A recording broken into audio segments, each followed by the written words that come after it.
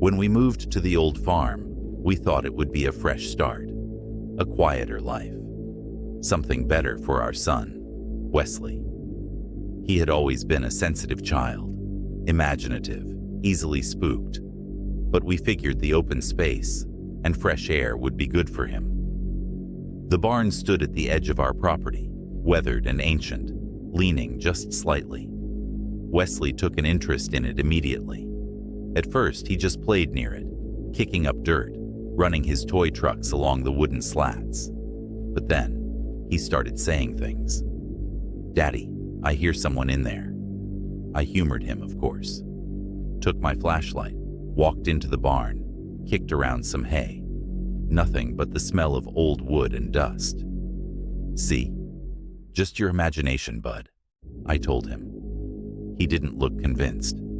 Then, a few days later, he started saying he saw something.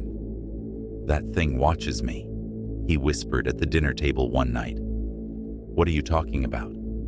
My wife, Ellen, asked. "The thing in the barn."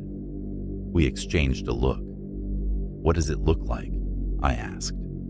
His little fingers tightened around his fork. "I don't know. It's dark." I felt something cold crawl up my spine, but I forced a chuckle. "Wesley, there's nothing in the barn." He stared down at his plate. A week passed. The farmhouse was quiet, peaceful. I almost forgot about the barn thing, until one evening, Wesley came running into the house, his face pale as paper. "It tried to grab me," he sobbed. Ellen and I ran outside, scanning the property. There was nothing, just the wind moving through the fields, the setting sun casting long shadows. I was done playing this game. That night, I took my shotgun, went into the barn, and stayed there for over an hour. I listened. I waited. Nothing. The next morning, Wesley was acting strange. He wasn't talking. He wouldn't eat. Just sat in his room, clutching a piece of paper. "Wes?" I knelt beside him. "What's that, buddy?" He didn't answer. He just held it out to me with trembling hands. I took the drawing, and my breath caught in my throat. It was a face. 2 gaping black holes for eyes, and a thin smile. It looked like a creepy skeleton or something. "Wesley, who is this?" I asked. He looked up at me with tears in his eyes. "It's what I see. It's what wants me to go inside the barn." A sickening dread curdled in my stomach. That night, I locked the barn door. I didn't know why, just a feeling. I was up late lying in bed watching TV. My wife was asleep at this point, when I heard Wesley call for me. I crept to Wesley's room. The door was open, just slightly. I pushed it open. Wesley was sitting up in bed, staring at me with wide eyes pointing down. "Wes?" A slow creaking sound filled the room, from beneath his bed, and then something began to crawl out. I nearly had a heart attack and ripped Wesley off the bed. I woke my wife up, and we left immediately. I was shaking violently at one point. I was so fearful and confused. A million things ran through my head. I called the cops, who came and found literally nothing. Whatever this was evil. I moved my family into my parents' house until we were able to find a new place. I can't tell you the fear I felt having to go back there and pack up the house. After that, I never stepped foot on that property again.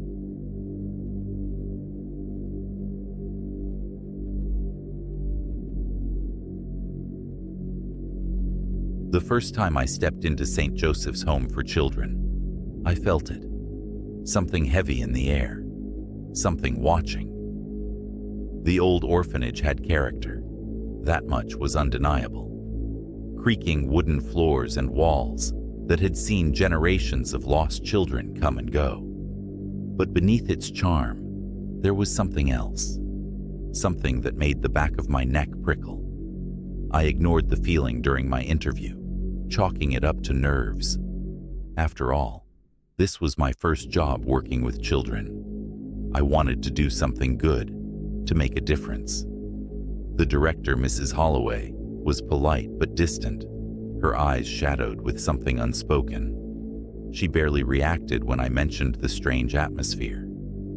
"You'll get used to it," she said simply. But I never did. From my first day, odd things happened. Lights flickered constantly, and footsteps echoed down empty halls. The air would sometimes grow so cold I could see my breath. The children whispered about the ones in the walls. They'd glance behind me when I spoke to them, their expressions shifting to fear before they forced a smile. One night, as I walked past the dormitory, I heard muffled giggles, except all the children were asleep. Then came the drawing.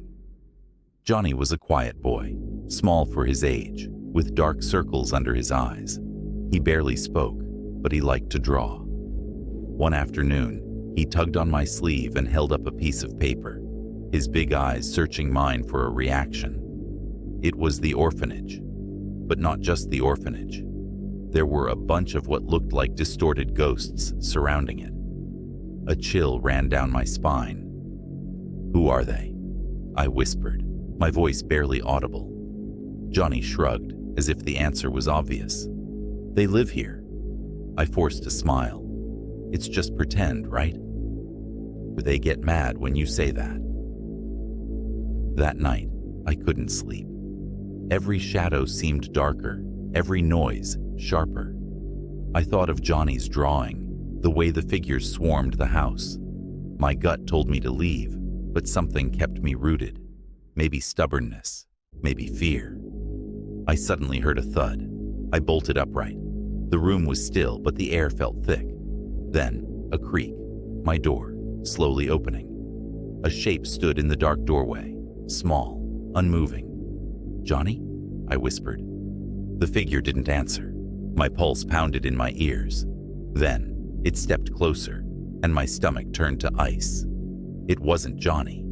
The thing wore a child's form, but was wrong. Hollow eyes stared at me, wide and unblinking. Its mouth hung wide open. I felt like I was about to die. The light flickered, and in the split second of darkness, I felt the bed shift beside me. Something was there. I screamed. When the light returned, the room was empty. The door still stood open, and the air was freezing. My heart slammed against my ribs as I scrambled out of bed. I wasn't staying another night. I grabbed my things and bolted out of the orphanage and never looked back. When I left, I immediately felt a weight lift from me. I've never experienced something paranormal before, but it changes you. You don't look at life the same after that.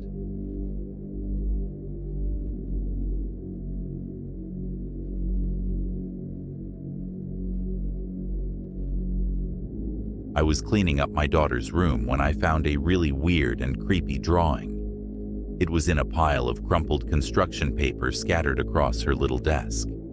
It wasn't like her usual drawings of princesses and rainbows. It was something else entirely. I picked up the paper, my stomach twisting. I couldn't believe what I was looking at.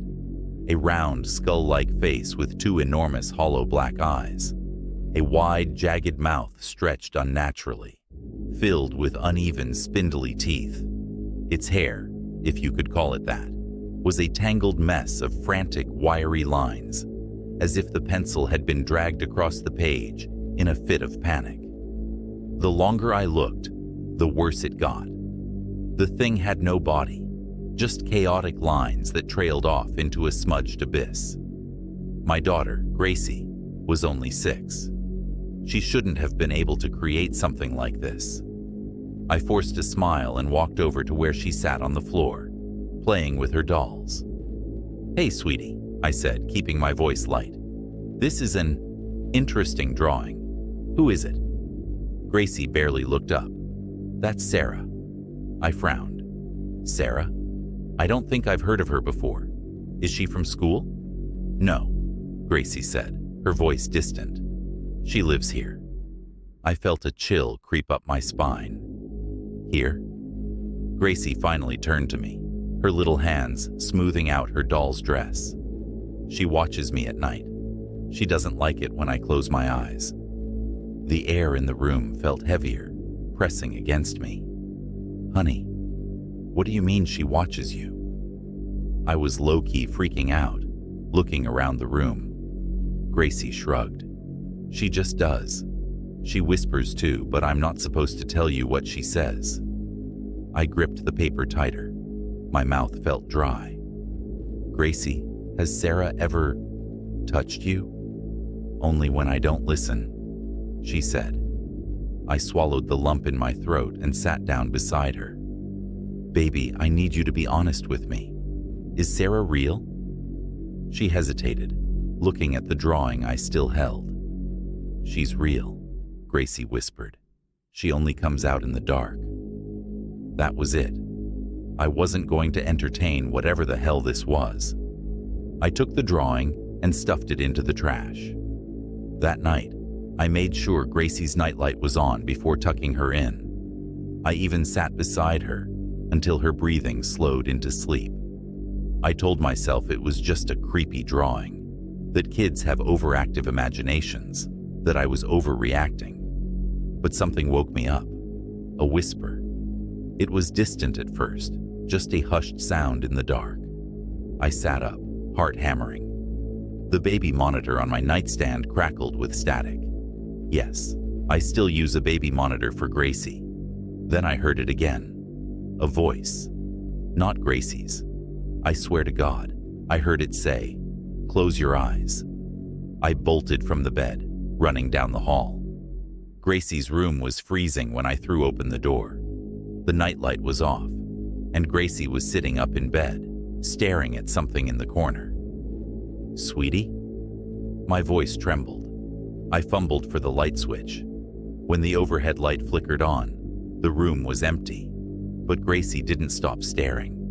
I rushed to her, pulling her into my arms. She was ice cold. Sarah's mad, she whispered against my shoulder. I turned, following her gaze to the corner of the room. Something was there, not fully formed, just a smudge of darkness where there shouldn't have been one. For the briefest second, I swore I saw two enormous black eyes staring back. I grabbed Gracie and ran. I burned that drawing the next morning, but it didn't matter. Gracie still won't close her eyes at night, and sometimes when the house is quiet, I swear I hear whispering in the walls. I feel like I'm going crazy. I've never been so scared in my life.